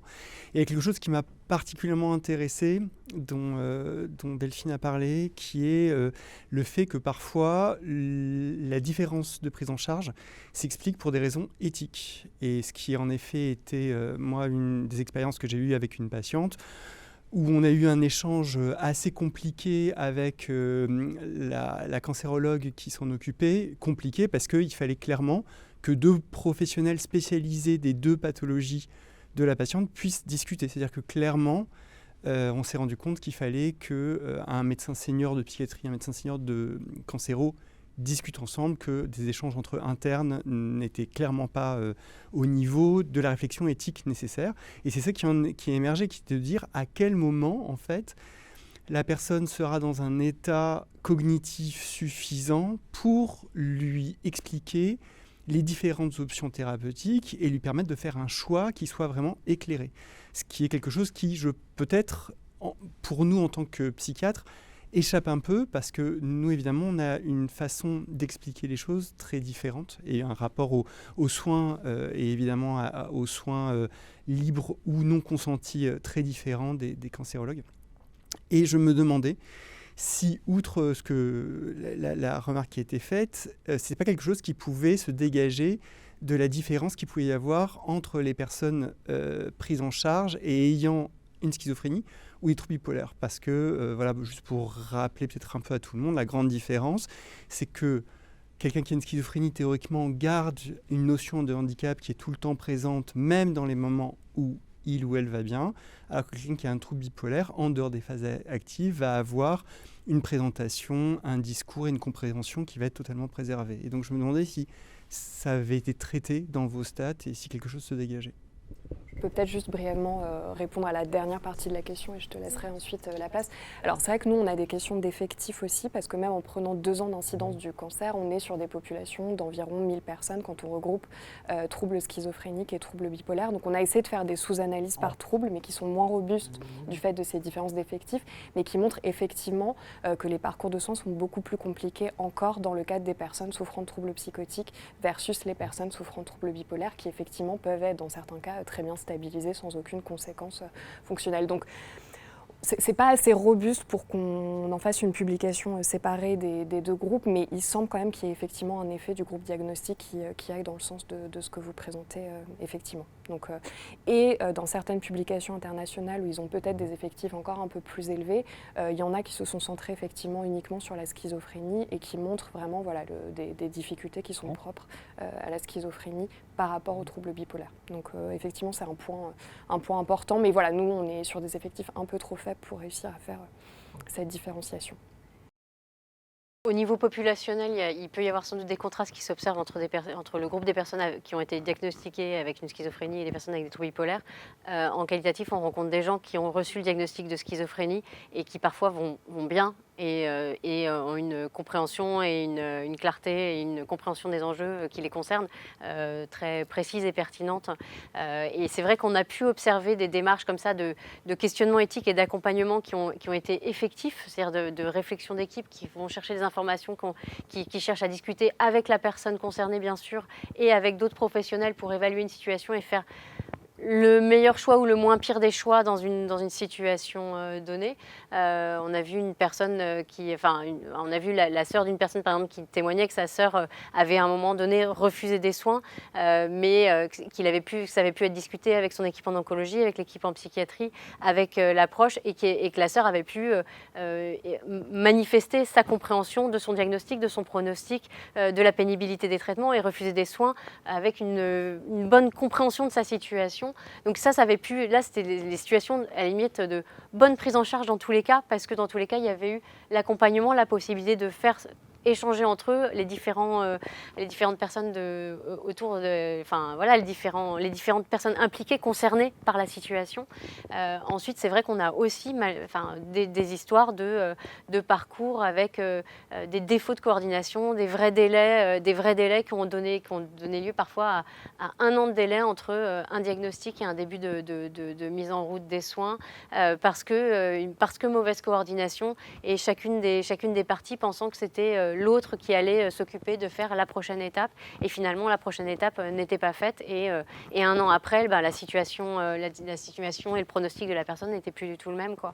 Donc on a aussi vu, et puis des situations évidemment de non-communication, d'inaccessibilité de telle ou telle partie. Donc c'est bien de pouvoir montrer que c'est parfois des décisions qui correspondent à des situations choisies, de ne pas poursuivre les soins pour de bonnes raisons, entre guillemets. Mais il reste toutes ces situations où la question de l'accompagnement, alors il y a la question des proches, mais même les proches, ils ont besoin d'être accompagnés et d'être soutenus, y compris pour se repérer. Il y a une période qui est ressortie dans la recherche qualitative aussi, c'est cette période entre l'annonce diagnostique et les premiers traitements, et la solitude entre l'annonce diagnostique et les premiers traitements, avec ce moment de vide et qui est très angoissant pour tout le monde en fait. Mais voilà, cette solitude en fait, elle est aussi dans toute ce qu'on appelle la quête diagnostique. C'est ce moment où on va voir les différents spécialistes, où on fait les différents examens et où il peut y avoir aussi beaucoup d'errance ou de solitude. Et là, on voit bien le besoin de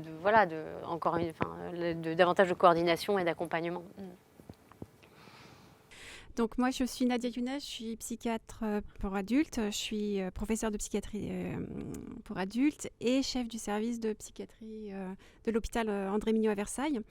Et je voulais vous dire à quel point j'ai admiré votre présentation parce que ça fait écho à d'énormément de situations cliniques que l'on a en pratique, mais il y a la force de cette analyse au niveau national qui donne qui donne beaucoup de puissance à tout ce que vous montrez sur les parcours, sur ça va du diagnostic, la prévention, les traitements, la surmortalité, la fin de vie qui a été évoquée, aussi bien au niveau quantitatif qu'au niveau qualitatif. Et du coup, moi je trouve ça assez émouvant en fait. On se rend compte que finalement les personnes qui vivent avec un trouble psychique, voilà, votre image de tous les obstacles et nous finalement les équipes de psychiatrie et les équipes aussi de somatique, on accompagne aussi ces personnes qui sont avec tous ces obstacles et on participe sans doute aussi à des obstacles, même s'il y a des éléments où on peut dire que c'est pour des enjeux éthiques, mais je pense qu'il y a aussi des situations où on participe aux obstacles qui sont mis sur les parcours pour la santé mentale et pour la santé physique. Moi, ma question, c'était pour savoir, alors c'est vrai que ça serait intéressant d'avoir des comparaisons un peu peut-être avec des personnes qui alors c'est ce qui s'est fait évidemment dans le quantitatif, mais dans le qualitatif. Moi, est-ce qu'il y a des particularités de l'annonce de la mauvaise nouvelle, puisqu'il y a quand même l'annonce du cancer qui est un point très central des parcours. Est-ce que, évidemment, peut-être que je demande quelque chose qui n'a pas été, donc voilà, l'idée c'est pas de... Mais est-ce qu'il y aurait, même dans les témoignages finalement des personnes qui ont pu, est-ce que cette annonce, est-ce que c'est un moment, puisque c'est un moment quand même assez fondateur, est-ce qu'il y a des particularités pour les personnes qui ont un trouble psychique ? Ce qui ressort de la partie qualitative, c'est l'hétérogénéité des situations. Je reviens là-dessus, mais ça veut dire que en fait, les besoins qu'elles expriment, quand elles expriment des besoins par rapport à l'annonce, finalement, moi, je retrouve des besoins que j'ai lus, entendus de la part de personnes qui ont eu des parcours d'annonce de cancer, avec le besoin d'avoir un proche qui peut entendre les mêmes informations, parce qu'évidemment, on ne retient pas les mêmes informations au moment de l'annonce. Le fait d'avoir besoin de plusieurs étapes d'explication, de réentendre les mêmes informations. Et puis avec aussi le fait que les troubles psychiques sont associés à des difficultés cognitives qui peuvent être très très variables d'une personne à une autre. En fait, on parle de personnes en situation de handicap psychique. Toutes ne sont pas forcément en situation de handicap ou pas forcément au même niveau. Et toutes n'ont pas les mêmes handicaps associés, notamment cognitifs. Et du coup, ont des besoins différents. Et du coup, d'ailleurs, une partie des recommandations, c'est quand on réfléchit en termes d'accessibilité, on se rend compte que certaines choses qui faciliteraient l'accessibilité pour des personnes avec un trouble psychique qui ont un impact sur par exemple leur compréhension de leur situation, pourraient faciliter certainement des choses pour des personnes par exemple avec un handicap intellectuel ou d'autres types de difficultés cognitives. Donc on retrouverait des choses, mais ce qu'on va retrouver, c'est le besoin de s'adapter. Et avec l'idée assez forte que le diagnostic, évidemment, mais ça je pense que vous le savez, que le diagnostic ne dit pas la difficulté que va avoir la personne en face de soi, y compris parce que l'annonce d'une maladie grave provoque des processus psychiques un peu spécifiques. Mais ça je pense que vous êtes tous assez convaincus et que vous en avez tous la bonne connaissance. Donc ce que ça produit chez une personne singulière, y compris vivant avec des troubles psychiques, là où on voit c'est peut-être le besoin, y compris d'accompagnement par des professionnels, parfois des professionnels par exemple en oncologie, de professionnels de la psychiatrie, y compris pour déconstruire leurs idées sur la maladie psychique, pour finalement s'adapter à la personne qui est en phase 2, mais pour retrouver la singularité de la personne qui est en phase 2. Parfois l'utilité du professionnel de psychiatrie, c'est pas pour donner des informations sur la spécificité de la personne avec des troubles psychiques, c'est parfois pour rappeler que la personne avec des troubles psychiques, c'est une personne avec sa singularité. Enfin, voilà. Parfois, c'est ça l'intérêt de dialoguer, c'est de déconstruire aussi toutes les couches d'impensés qu'on a sur les troubles psychiques. Donc moi, je suis Rizlan Touchouni, je suis psychosocio-esthéticienne. Du coup, j'ai suivi ma formation à Beauty Paris Academy. Excusez-moi, je suis un peu stressée. Le micro, ça stresse un petit peu. Justement, je voulais... déjà, je vous remercie pour ce partage d'informations, parce que moi, du coup, je suis venue chercher de l'information. J'ai été sollicitée par la FNSE, donc la Fédération nationale des socio-esthéticiennes, pour pouvoir justement pouvoir participer, du moins être là pour pouvoir avoir des informations un peu plus importantes. Je suis aussi aide-soignante en santé mentale, donc j'ai 2 casquettes moi aussi. Est-ce que je voulais... alors déjà, je voulais juste faire le point sur le fait de l'annonce du diagnostic et après cette période d'errance. Et justement, la psychosocio-esthétique, ce qui est intéressant sur la prise en charge, elle est holistique, bien sûr, globale et singulière. On est là aussi pour pouvoir désamorcer en fait les annonces et travailler avec l'équipe pluridisciplinaire. Et c'est ça qui est intéressant, c'est qu'on est là aussi pour voir comment la personne, après peut-être l'annonce, comment elle a réagi et le fait autour de nos soins, parce qu'en fait on fait des soins justement à visée thérapeutique, donc on fait des soins du visage, des mains, on fait du modelage, mais pas que. En fait, on est une grande écoute active et par le biais de nos formations, on peut en fait observer certains symptômes ou certaines réactions qui du coup sont mal digérées et justement on parlait à l'équipe pluridisciplinaire.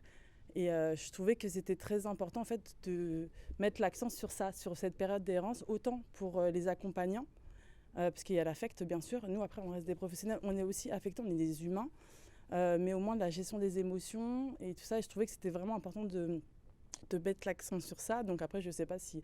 Là j'ai vu sur les documents que oui, la Ligue contre le cancer travaille avec des socio-esthéticiennes. Il n'y a pas de différence avec la psycho, c'est juste qu'il y a des formations qu'on fait un peu plus poussées au niveau de la psychologie. C'est juste que du coup ça permettait en fait de pouvoir revoir sur l'accent sur la période d'errance et qu'on soit en fait peut-être plus sollicité. Je sais qu'il y a une question de budget. Moi après, en tout cas c'était mon mémoire, j'ai travaillé sur tout ce qui était précarité. Quand on est en situation de précarité, de toute façon, on rencontre des personnes qui sont touchées par diverses maladies, soit parce qu'elles ont perdu un emploi, donc du coup, elles sont en situation de précarité à cause de la maladie. Le budget est du coup lésé, entre guillemets. Donc, moi, j'ai choisi la précarité et parce que je suis confrontée du coup à toutes les pathologies, tant sur la précarité sociale avec la schizophrénie, tant sur ou environnemental, je ne sais pas si j'emploie les bons termes, excusez-moi, mais tant sur du coup le cancer aussi. Donc en fait moi je touche un très très grand public. Donc voilà, c'était juste pour mettre l'accent sur notre importance l'importance de notre métier et les bienfaits que ça pouvait faire, toujours sur un accompagnement holistique et avec une équipe pluridisciplinaire. Moi, je suis la coordinatrice Action pour les personnes malades au comité des Yvelines de la Ligue contre le cancer. On soutient effectivement financièrement beaucoup de choses en termes de socio-esthétique parce que ce soit pour des personnes qui ont un handicap psychique ou non, le fait d'avoir un cancer induit souvent des difficultés par rapport à l'image du corps, puisque souvent la chimiothérapie induit une modification, la perte des cheveux, enfin un certain nombre de choses. Et c'est très important d'en tenir compte. Ça permet de mieux accompagner les personnes. Et donc, effectivement, il y a peu de financement qui existe. Voilà. Et on essaye d'en mettre en place sur pas mal d'endroits du département. Le docteur Bruel est là, donc il peut en parler, puisqu'on a soutenu financièrement la mise en place de socio-esthétique en soins de suite et de réadaptation à l'hôpital du Vésinet.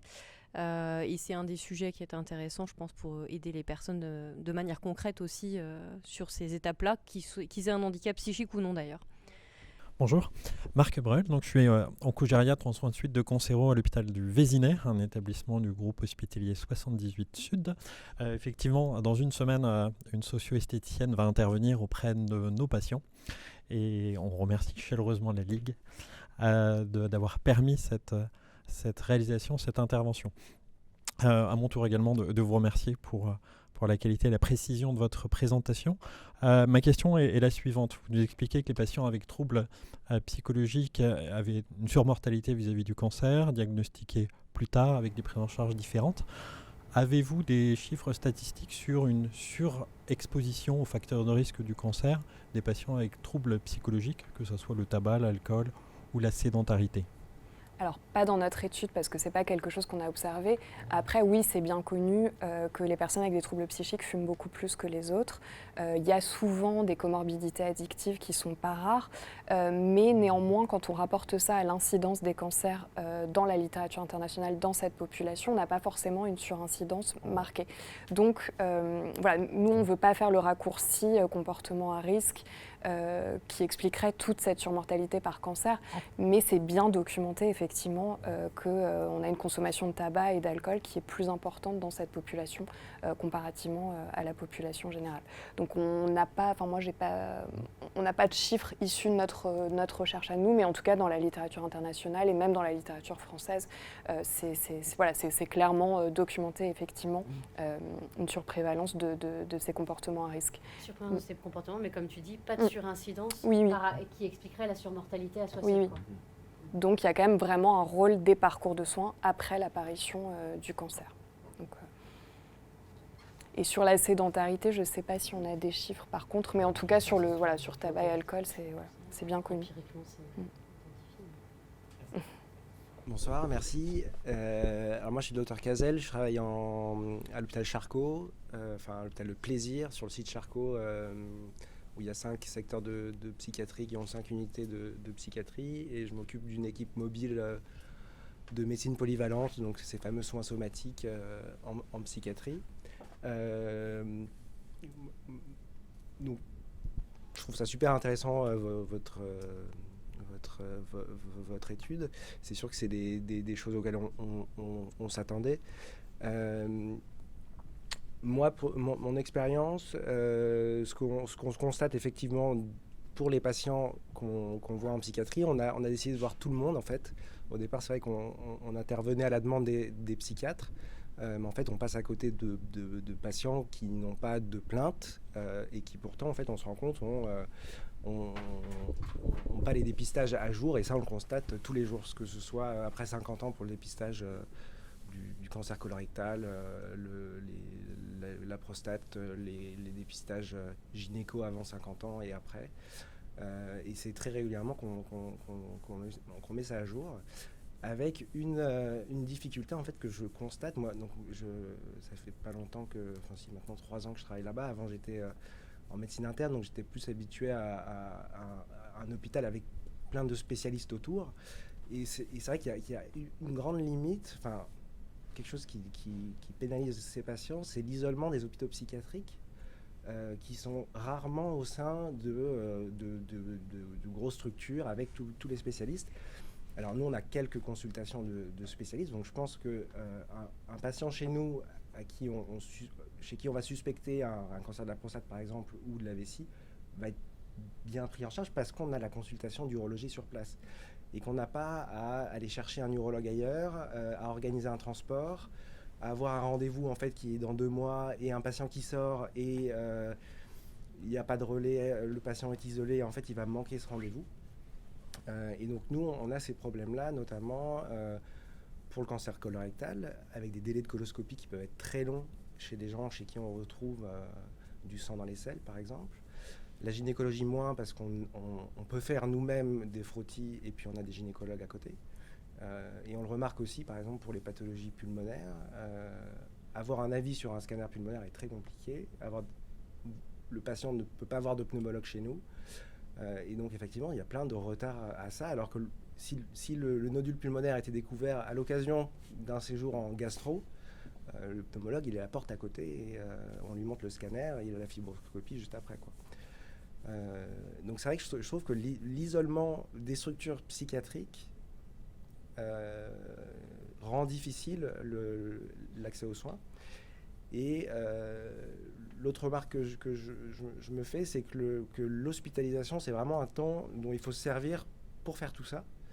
C'est vrai que c'est parfois difficile avec les équipes de psychiatrie ou les psychiatres parce que ça demande du travail en fait d'accompagner quelqu'un à une consultation. Ça demande du temps infirmier ou aide-soignant, il faut que quelqu'un l'accompagne. Donc c'est vrai que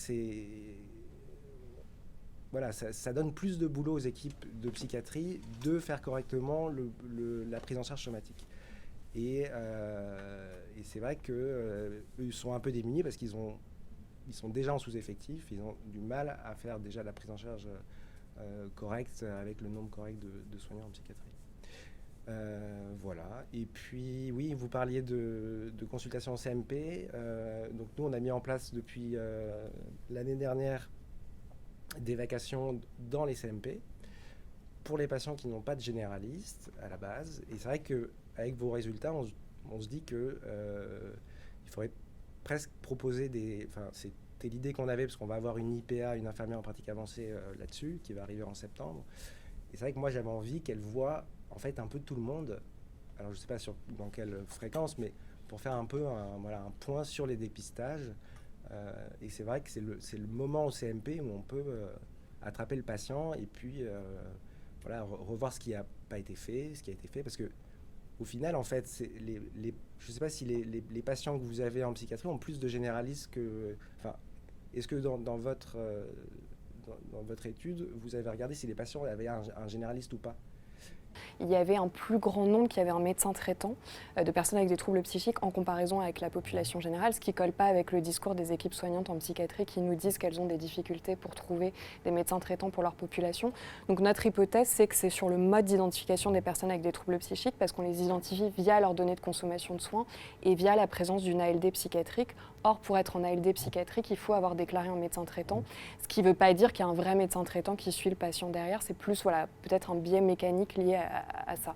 Mais dans nos résultats chiffrés à l'échelle nationale, on trouvait plutôt un plus grand nombre de patients avec un médecin traitant, mais ça ne correspond pas aux réalités qui sont observées par les équipes soignantes sur le terrain. Mais moi, je suis intimement convaincue effectivement que le fait d'avoir des équipes, au moins un professionnel type IPA ou type soins primaires dans les CMP, c'est probablement vraiment un dispositif à soutenir à l'avenir. Mais il faut donner, pour moi, des professionnels supplémentaires aux équipes soignantes en psychiatrie qui sont déjà débordées. Il ne s'agit pas de leur faire gérer ces tâches-là, en plus de toutes les autres tâches qu'elles ont à faire. Donc voilà, il faut leur apporter des ressources humaines spécifiques. Et je pense que les IPA ont tout leur rôle à jouer vraiment là-dessus. Mais il reste encore assez peu d'IPA en France. Il faut augmenter le nombre qui sont formés pour pouvoir répondre à la demande. Et d'autant que vous soulignez que l'hospitalisation, ça pouvait être une fenêtre d'opportunité pour réaliser des dépistages. C'est vrai, il y a des hôpitaux qui ont mis en place des visites systématiques par des médecins généralistes dans les services. C'est même obligatoire dans les recommandations. Mais il y a 80% de la patientèle qui est suivie... pardon. Non, c'est bien, on est binôme complètement au point. C'est exactement ce que j'allais dire, donc c'est parfait. Non, mais c'est vrai qu'il y a 80% des patients qui sont suivis exclusivement en ambulatoire. Donc effectivement, le suivi à l'hôpital seul ne suffit pas pour les personnes suivies en psychiatrie. Alors le CMP, mais ensuite il y a aussi toute la question des personnes qui sont suivies en libéral. Et ça, il y aurait aussi, il y a quelque chose à penser aussi de ce côté-là. Je rebondis un peu sur la diapositive qu'il y a à l'écran et pour comprendre aussi pourquoi il y a un chemin à parcourir et quel chemin a été parcouru, notamment côté, on va dire, somatique, oncologique.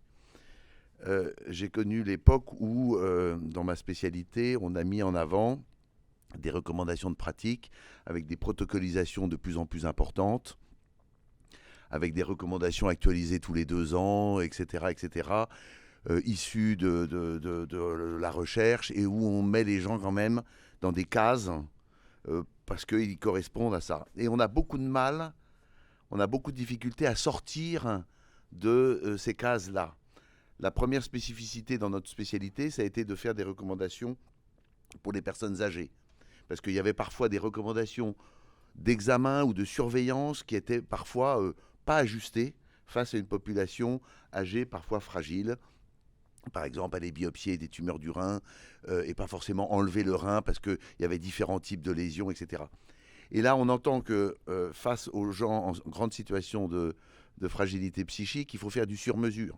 Donc on se heurte à cette espèce de, pas de contradiction, mais en tout cas, mais c'est aussi la richesse, je dirais, et la valeur ajoutée qu'on a, nous, praticiens, de faire cette conjugaison entre des recommandations de pratiques oncologiques très standardisées à ajuster à des personnes qui sont tout sauf standardisées. Voilà. Donc c'est pour ça qu'on a besoin de faire un chemin les uns vers les autres pour essayer de faire la prise en charge qui nous semble collectivement la plus ajustée à la personne. C'est une alchimie qui n'est pas facile. Effectivement, on retrouve bien aussi le fait que c'est intégré quand on pense population, patients, personnes accueillies. Bien se représenter que la population des patients accueillis, c'est pas exclusivement l'adulte en bonne santé à qui il arrive un problème de santé, mais qu'en fait la réalité de la population, c'est des personnes avec des comorbidités, c'est des personnes avec des situations de handicap, c'est des personnes à différents âges de la vie, c'est des personnes dans différents contextes sociaux. Et du coup, en fait, oui, on est dans cette tension entre recommandations de bonnes pratiques générales et ajustements individuels. Et en fait, c'est comment est-ce qu'on inclut, et c'est aussi les enjeux de l'accessibilité. Quand on a longtemps, nos bâtiments, nos institutions, notre société est construite autour de personnes dites valides. Comment est-ce qu'on fait pour penser notre organisation sociale autour de personnes qui peuvent avoir différentes situations de difficultés et d'invalidité face à différentes dimensions de la vie sociale? Comment est-ce qu'on peut intégrer les différentes difficultés des différentes personnes pour construire des institutions et des lieux de soins, en l'occurrence, accueillants et accessibles, quoi, ou des relations de soins accueillantes et accessibles, quoi. Vous avez dans vos recommandations à la fin parlé d'une expérience nord-américaine, états-unienne, on va dire. Oui. Souvent, nos collègues du Canada sont assez en avance dans beaucoup de sujets. Est-ce que vous avez trouvé des choses chez eux aussi? Alors vraiment, à ma connaissance, l'exemple nord-américain, des États-Unis est la plus avancée en termes de dispositifs de soins intégrés dans des structures ambulatoires en santé mentale. C'est vraiment celle qui est la plus évoquée dans la littérature. Mais j'irai vérifier ce qui est fait du côté du Canada, effectivement. Ensuite, localement, il y a des initiatives en France à différents endroits d'intégration de médecins dans des CMP, d'équipes qui étaient pensées au niveau hospitalier, mais qui aujourd'hui essayent d'étendre leur activité à la file active en ambulatoire, voire à d'autres personnes du territoire, même si elles ne sont pas forcément suivies par l'établissement psychiatrique. C'est des initiatives, mais voilà, c'est comment est-ce qu'on fait pour développer et puis pour proposer une couverture des territoires qui soit plus large, parce qu'au fond, on va avoir les personnes qui sont sur les secteurs de tel établissement qui vont pouvoir bénéficier de ce service, et puis 30 km plus loin, pas d'accès à ce type d'accompagnement. Donc, c'est des initiatives qui reposent vraiment sur la volonté de professionnels de santé très impliqués, et c'est pas dans le cadre d'une stratégie nationale coordonnée. Il n'y a pas de soutien financier ou en termes de ressources humaines pour les équipes qui soient portées par une politique publique nationale. Donc voilà, ça reste à la charge des équipes soignantes qui sont quand même assez débordées dans un contexte de démographie hospitalière assez défavorable. Donc voilà, je pense qu'il y aurait besoin d'actions de politique publique pour soutenir ça sur un plus grand nombre de territoires. Voilà au fond, un grand sujet de réforme qu'il faudrait mettre... Moi, je suis complètement convaincue, mais voilà. Non, mais on sent bien, parce que tout le monde a l'air en ce moment un petit peu bloqué, on va dire, et on entend les pires choses sur l'état de notre système de santé. Est-ce que c'est pas ça le levier, au fond? Là, on parle d'un thème, au fond, assez fermé, enfin, cancer, psychiatrie, mais est-ce que c'est pas une problématique de s'étendre au fond, nombre de prises en charge et le patient, effectivement, est celui qui attend, au fond, des prises en charge, on va dire, peut-être plus globales, plus coordonnées, plus adaptées, au fond, à la spécificité de chaque cas.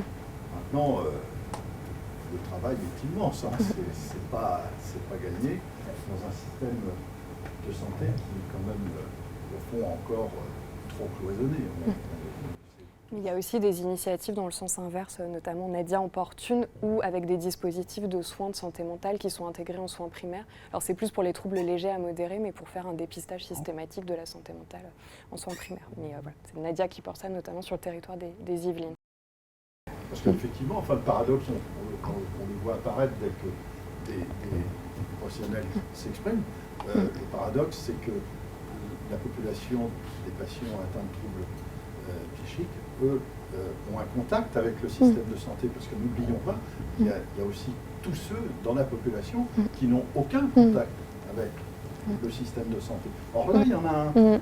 Et on a quand même, on est obligé de faire le constat qu'il y a, ça n'est pas suffisamment exploité, notamment dans la phase, on va dire, dépistage, par exemple. Enfin, c'est la première étape. mais on le voit bien. Et là, il y a c'est vrai, un véritable paradoxe, encore un. Bonsoir, Sandrine Canesa, je suis gériatre, oncogériatre avec une pratique en soins palliatifs. Je voulais juste rebondir par rapport à la pratique parce que j'ai l'impression que tout ça, c'était très intéressant. Merci beaucoup pour votre travail. Je rebondis juste par rapport à ma pratique quotidienne.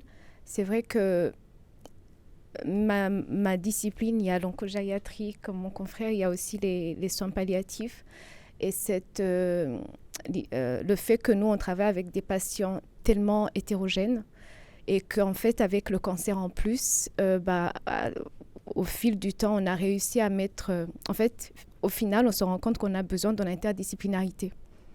Intégrer l'interdisciplinarité le plus rapidement, le plus précocement possible. Et surtout, ça a été compliqué de mettre en place cette spécialité qui est l'oncogériatrie, mais finalement, on a réussi à faire asseoir autour d'une même table et les spécialistes d'organes et les chirurgiens et les gériatres. Et on fait tout ça au cours des réunions de concertation pluridisciplinaire. Mais c'est vrai que je me fais aussi l'avocate des praticiens hospitaliers par rapport à l'isolement des services de psychiatrie. Nous aussi, on est isolés par rapport à la psychiatrie. Disons qu'on n'a pas l'habitude, c'est une culture tellement différente qu'on se retrouve, nous, à travailler dans notre coin. Et c'est tellement difficile d'avoir des psychiatres, même si, voilà, et on essaie de repérer ceux qui vont répondre et qui vont être sensibles à ça. Mais c'est vrai que moi, j'ai jamais vu un psychiatre en RCP, par exemple. Mais c'est vrai qu'on a réussi à développer de temps en temps des équipes mobiles ou des intervenants ponctuels, psychiatres, qui viennent comme des équipes mobiles de temps en temps. Et en fait, on en profite. Mais c'est vrai que nous aussi, on est un peu isolés. Parce que moi, en tant que gériatre, j'ai des patients des fois qui sont qui ont des maladies psychiatriques. Ils sont âgés, ils ont un cancer. Croyez-moi, je suis paumée.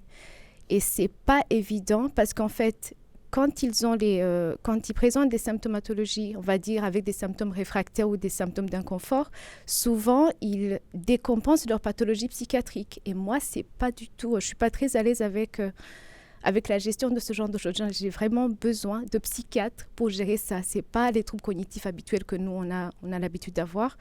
Mais quand ça parle de schizophrénie, etc., moi, je suis perdue. Donc voilà, c'était juste pour rebondir à ça, en se disant que même avec, ça appelle l'éthique, ça appelle tout le monde. On ne peut pas avancer ou réussir tout seul dans son coin. On a besoin de tout le monde. Et c'est vrai qu'on est tellement à l'aise quand on a des spécialistes autour de nous. Et on est tellement isolés, nous aussi, qu'on n'a personne. Et donc, je pense que l'avenir, ça a déjà réussi avec la cardiogériatrie, l'oncogériatrie, etc. Les soins palliatifs aussi. Mais je pense que, voilà, l'avenir, c'est ça, c'est l'interdisciplinarité, tout simplement. Moi, je voudrais vous remercier. D'abord, remercier aussi pour votre participation. Je pense que vous avez, au fond... su donner au fond du vivant, du vécu. Et c'est effectivement important. Maintenant, effectivement, on pourrait continuer longtemps à essayer d'imaginer, au fond, tout ce qu'il faudrait faire. Mais ça, je pense que c'est aussi quelque chose qu'il faut pouvoir prolonger sur les territoires. La Ligue peut y contribuer de façon modeste, parce que ce n'est pas non plus, je dirais, le rôle, mais il y a aussi les pouvoirs publics. Mais lorsque vous évoquiez tout à l'heure le fait que les choses progressent quand même sur le terrain, parce que, au fond, les uns et les autres, vous éprouvez le besoin de vous rapprocher, d'essayer d'avoir des formes de travail plus collaboratives autour du patient. Au fond, les choses progressent. Maintenant, est-ce qu'il serait nécessaire, je pense que oui, quand même, à un moment, que les pouvoirs publics s'emparent aussi de ces sujets pour essayer d'accompagner, d'aider à transformer, au fond, ce que sont aujourd'hui nos organisations de santé, qu'elles soient publiques ou privées. Et ça, c'est vrai que depuis quelques années, on a quand même on est un peu frustré de ne pas voir apparaître quand même de vrais projets de réforme et de transformation allant dans le sens voulu, enfin, et dans le sens souhaité, notamment par les professionnels. Ça, c'est vrai qu'on a l'impression quand même qu'il y a une forme d'inhibition quelque part, et que les problèmes financiers sont peut-être, et budgétaires, ne sont peut-être pas étrangers au fond à cette forme d'inhibition. Mais bon, ça c'est un jugement plus qu'un point de vue, plus qu'un fait. Bon, je reste prudent, mais quand même, je pense qu'il y a beaucoup d'attentes. On va dire ça comme ça. En tout cas, merci à tous. Merci encore à tout le monde. Je crois que ces échanges ont été riches. Moi, personnellement, il y a une qualité que j'aime beaucoup, c'est l'humilité.